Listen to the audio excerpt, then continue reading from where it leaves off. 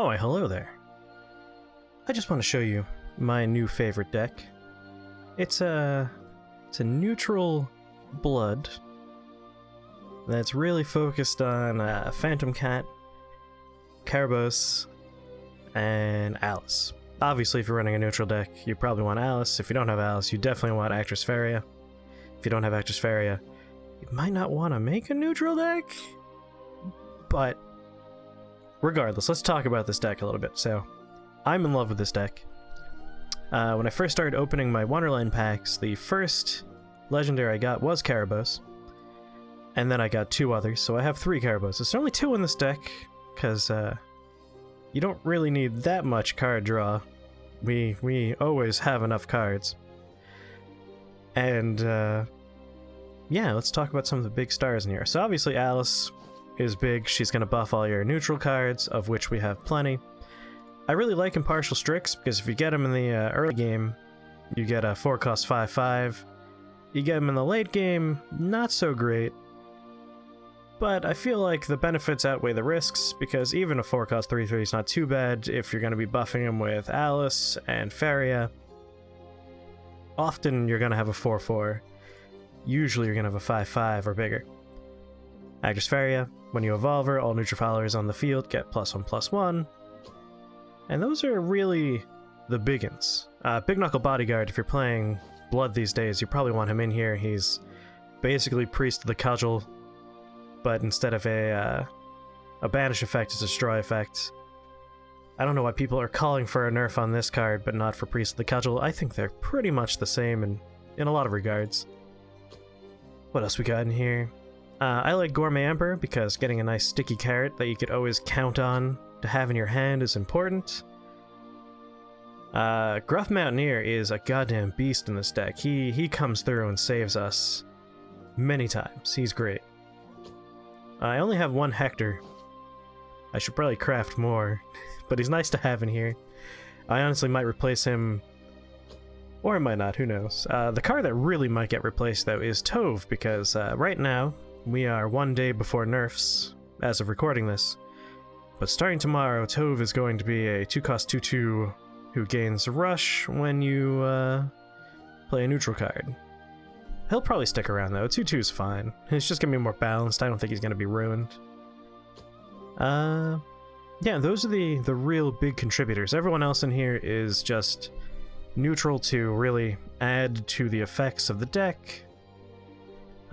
Unicorn's in here because I really just like listening to go na na na. And you'll see. She pulls her weight. And Grimnir, of course, will also be nerfed tomorrow, but honestly, I think that's fine. I like not doing face damage with him. I think that's a nice balance change. I've been frustrated recently with how many times Dragon gets this on the field before I do and ruins me. But that's just, you know, Ramp Drag. What are you gonna do? Well, enough yammering on. Let's see this in action. Oh, I forgot to talk about Phantom Cat. He's like the star of the deck. You draw 2 cards, and then you do 2 damage for each neutral card you draw. So you're often doing 2 damage. If you're lucky, you're doing 4. He's reliable enough that you can count on him for lethal often if you're getting your opponent down to 4. Alright, those are the big ones. I guess I didn't talk about what Carabosse does either. When you play Carabosse, you stop gaining play points, so if you play her on turn 6, 6 is the max you're going to have for the rest of the game. From that point forward, you get an extra card at the end of your turn, and you deal 1 damage to your opponent. This effect stays even if she's dead, and it stacks with other plays of Carabosse, which I like. It's a really fun card. I really like Carabosse. Well, yeah, let's see some games. Alright, let's open with my favorite match that I have with this deck so far, against Dragoncraft. And specifically, I think it was a Wallet Dragon, and there's nothing better than crushing a Wallet Dragon. At least it feels that way to me. I don't have all that many legendaries, so I'm very proud of the ones I have. And when someone's running all kinds of crazy stuff, like Ouroboros and multiple Bahamut's, you can feel overwhelmed, and it feels good when you triumph. So let's get right into it. When you're playing this kind of deck, any neutral deck, you really want to get as good a curve as you can get. You want to have a nice 1, 2, 3 going out the gate, which is why Goblin is a great card to have in neutral decks. Tove, we're going to see him a bunch pre-nerf. I'll upload another video post-nerf to see how this all holds up once the 2 cards getting nerfed in here have their changes occur. But first few turns you're going to see this is a very aggressive deck, which should have been clued in for Carabosse. When you see a card like that, you know, wow, this is going to be an aggressive deck. Big Knuckle Bodyguard, gonna do his thing. Just a great removal card. Totally worth taking 2 damage for. And next turn we're gonna get to see Gruff Mountaineer, whose whole thing is if your opponent's minion has 5 or more attack, he doesn't take any damage, which makes him a great card for trades, because he has Rush. So he hits the table, we're gonna pump him up a little bit. He has a great picture for when he's evolved, and takes 0 damage. Now we have a 5/7 on the table, which is nothing to sneeze at. Lightning Blast, haven't been seeing that too much recently. So nice to see that coming back. And now Phantom Cat, who draws 2 neutrals, he takes 4 damage. It's just a great card engine, you're drawn, and it does damage. And now Ouroboros, a card that's also being nerfed tomorrow. Ouroboros will no longer heal on death, preventing the whole infinite loop of forever healing dragons. But as you can see, we're not in a bad spot here. We have a full hand with lots of different on-play effects, giving us lots of options. But considering we have an actress in the hand, we want to get a good number of neutral bodies on the table to buff up, which I'm sure our opponent is very aware of and does not want to have happen. Hence the trades. But that's fine, because again, we still have more Big Knuckle Bodyguards, who when they hit the table do destroy any enemy with 3 or less health. And we're back to having 3 neutrals on the table for Actress. Not that it matters, because here's the first Bahamut. That's right, I said first. So a real scary card, Bahamut. It destroys everything on the table, but it can attack face if your opponent has 2 or more minions. Say 2 or more followers in play. So the idea is to make sure you always have bodies, which is why this carrot is so important. When the carrot dies, it goes back in our hand. So we have a lot of big, scary things to deal with. But thankfully, he's just not getting to the point where he's able to get rid of our presence on the board here, and he's just running out of cards.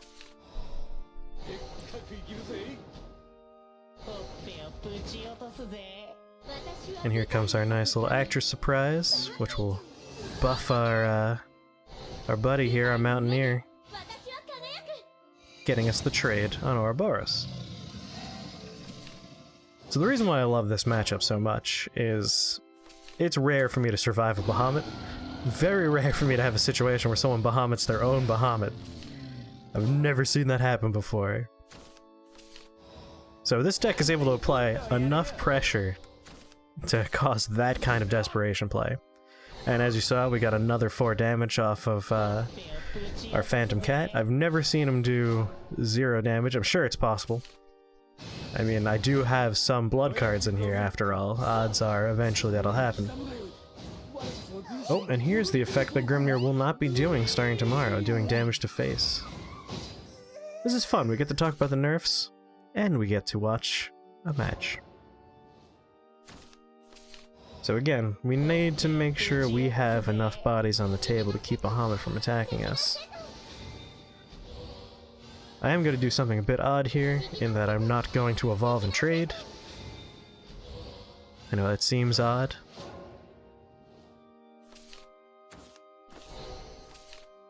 seems odd because it was a misplay. Big mistake on my part, but thankfully they didn't have anything to punish me for it. This must have been so frustrating for him.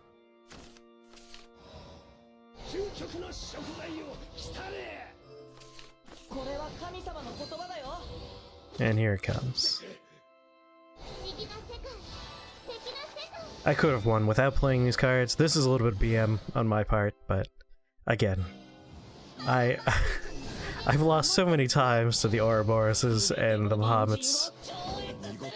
It felt good.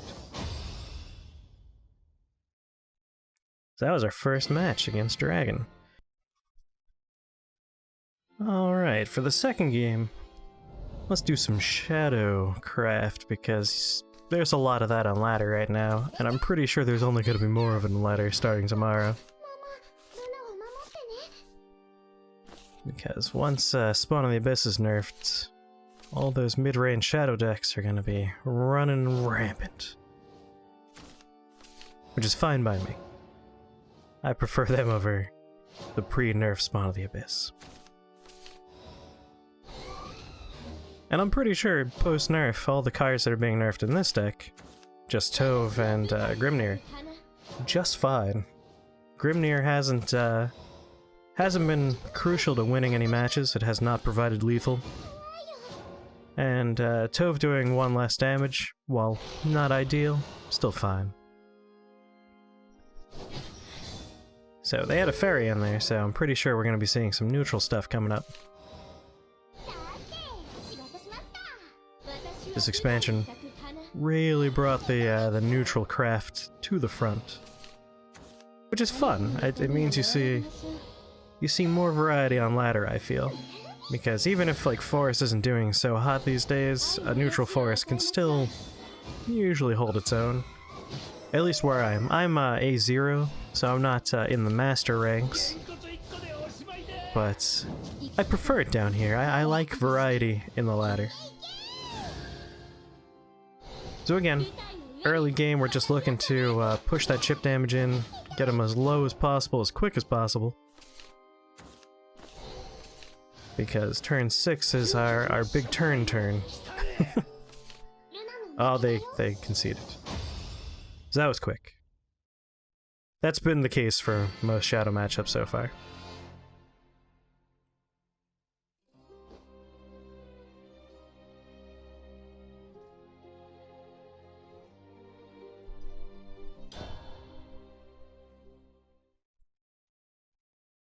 Alright then, how about a mirror match? Not quite a mirror match, we're both blood, but they're not playing what I'm playing. No one ever runs Carabosse. I need to get Carabosse on the table. You guys haven't actually seen Carabosse do anything yet. You've gotten to see Phantom Cat do his thing.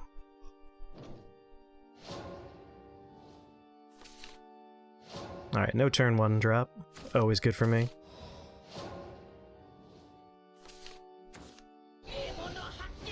Ah, nothing sadder than playing Goblin on turn 2. But I'm feeling pretty good. We got her for turn 2, Grim for turn 3, and then Alice to buff both on turn 4. Or, if we want, we could big knuckle to clear.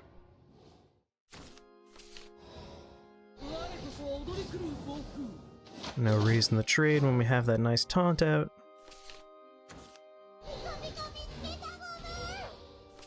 I do love Goblin Mage though. It's a great card. And it works particularly well in this deck as well. I don't think we've seen that happen just yet, but the only cards she's able to draw are 2-drops, and those are some of the most important ones in the deck. I guess she could also draw our 1-drops, which are just the goblins, and that's disappointing, but when you're running a bunch of buffs that are based on neutrals, and all of your 2-drops are neutrals and your 1-drops are neutrals, doesn't matter what she grabs, it's gonna be good. And here's the scary card that is the main nerf for tomorrow. Let's pause this for 1 second and talk about Baphomet.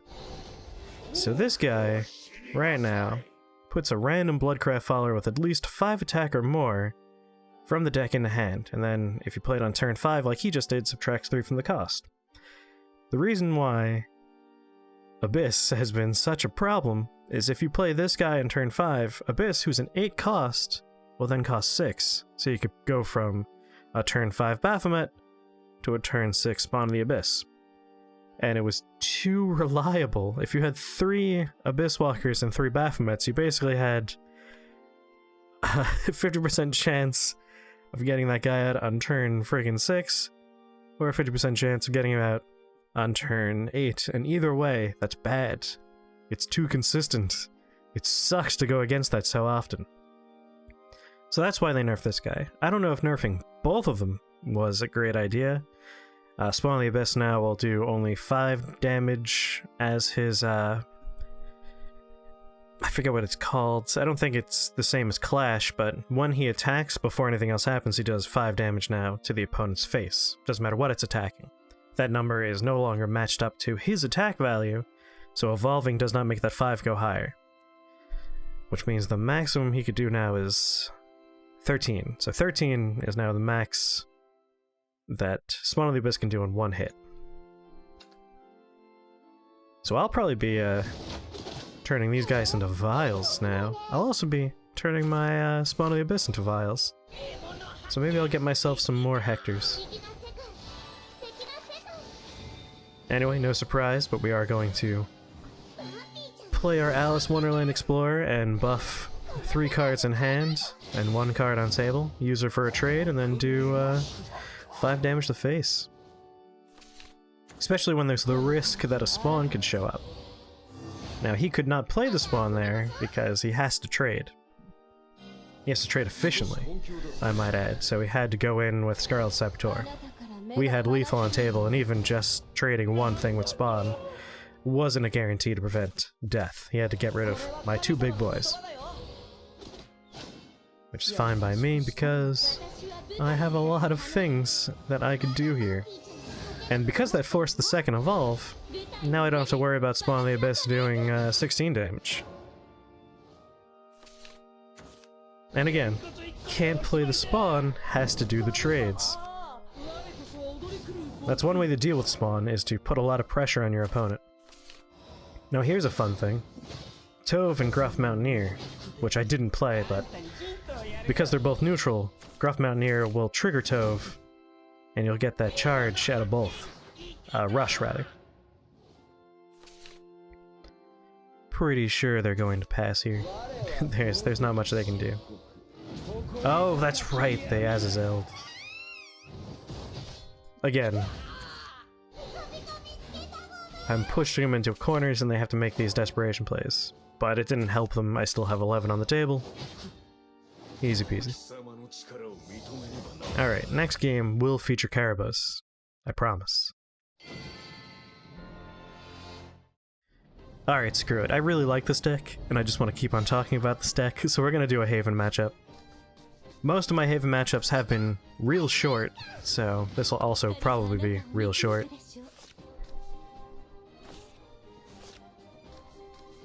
The one thing you always need to keep in mind with Haven is, unless you see on turn 3 or 4 Alana's Prayer, you could usually guess that they're going to either be neutral Haven or they're going to be running Aegis. And if Aegis is the case, you want to kill them before turn 9. I have not actually had a matchup against Alana Haven. I'd love to see how that goes, because this is a very aggressive deck and can put out a lot of damage, but Alana Haven gets real big real fast and is constantly healing face. It'll be a really interesting match. I'm kind of hoping to run into one soon now. And like I said, I'll probably be showcasing this deck again post-nerf. And we might end this video just by doing a quick what's left of the nerf cards to talk about, because we talked about most of them.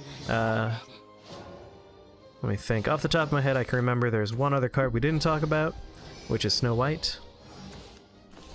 She is becoming a evolved 2-2 now instead of a 2-3, making her a little bit less of a vicious trading machine. As before, you could use her to trade upwards of 3 times, which was a bit much. Making her a 2-2 means she'll die when trading into a 2-2. Again, Gruff Mountaineer, just such a good card. He trades so well that not taking damage when they have a big body is such a good effect. And as you can see, this is again working very well in our favor. One thing you'll notice is you have enough buffing going on in this deck between Alice, Faria, friggin' Impartial Strix having his 2/2 buff, that your opponent is going to evolve way more often than you are. So even though I'm going first and only have 2 evolves, they're already down to 1. So at this point, I could just evolve to get extra damage in. Ooh, Themis' Decree. That's a desperation move right there.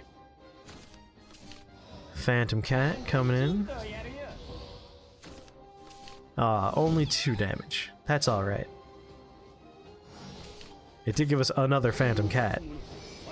And again, they're going to have to work real hard on staying alive.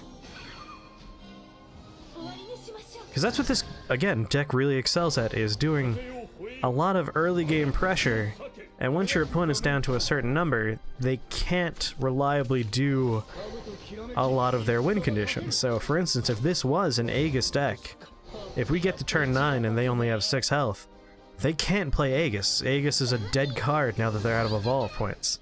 It would be an 8/8 drop that they would play and not be able to do anything else that turn. We're keeping them entirely on the defensive. I think at this point, I Carabosse. Let's find out. Come on, Carabosse. Or do I Phantom Cat? Carabosse! I love it. It puts a timer on them. It's saying, if you can't get out of this situation in 5 turns, you're dead. And of course you have to deal with Carabosse, who is a 6/6 body. Not that I'm too worried, because Phantom Cat. If this does 4 damage, we just win. Aw, just 2. But that's alright. We'll drop a Grim there, putting them in an awkward situation where they only have 1 body on the table. So they can't get rid of Phantom Cat as easily. But they do manage.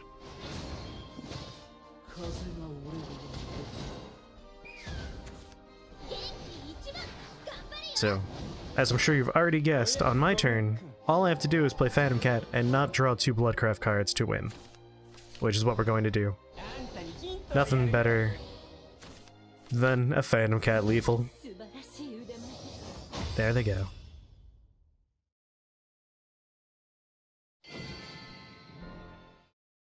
Alright, well that was my Phantom Cattabosse deck right there, which I am loving. I just cannot stop playing this deck. It is fun, it is efficient, it's brutal. If you ever get a 1, 2, 3, 4 opening hand, you win. Like, just, I promise you. Especially if that 4-drop is Alice Wonderland Explorer. Right, nerfs. We talked about every card being nerfed except for one, and that's Goblin Leader. A card you may have been thinking, why does he not have Goblin Leader in this deck? It's the perfect card. If you're playing neutral, you always have Goblin Leader, because on turn 3, you play a 1/2 body who produces a 1/2 body, and then on turn 4, Alice Wonderland Explorer buffs both of them, and he just continues pumping out bodies. However, starting, again, as of this recording tomorrow, on the 31st of July, he's not going to be very good anymore. At least not for this kind of deck. The whole thing was playing him on turn 3 and Alice on turn 4. As of tomorrow, he's going to be a 4-drop. He's going to cost the same as Alice, which means on your turn 4, you're going to have to make a decision between Alice Wonderland Explorer or a card that doesn't have an immediate impact on the board, which means you're always going to want to choose Alice. He might still be an alright card to include in a deck because of his generation effect, but you are going to have to make tough choices. I chose not to include him in the deck because I'm already anticipating these nerfs, and I wanted to play a deck that I could kind of experience the change and predict which cards would work and would not work anymore. So this is what I settled on. I decided that Tove is still good because a 2/2 trade with Rush, if I play him paired up with Gruff Mountaineer especially, is still worthwhile. And Grimnir, he's still a board clear even if he's not doing face damage.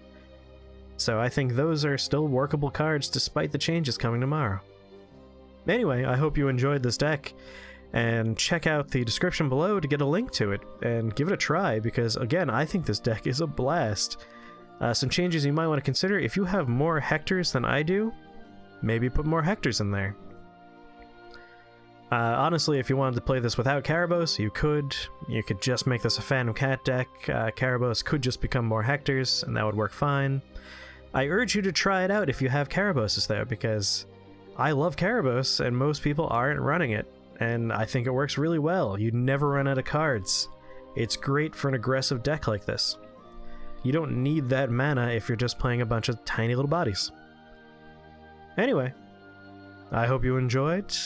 I hope you give this deck a try real soon, and maybe I'll see you on the ladder. Oh, and hey, if you ever want to friend me on Shadowverse and do quests together, I always get these private match quests, and I can never do them because I don't have that many Shadowverse buddies. So if you're also looking for someone to play with, we could play. Anyway, drop a like and subscribe if you enjoyed yourself, and I'll see you next time. Bye-bye.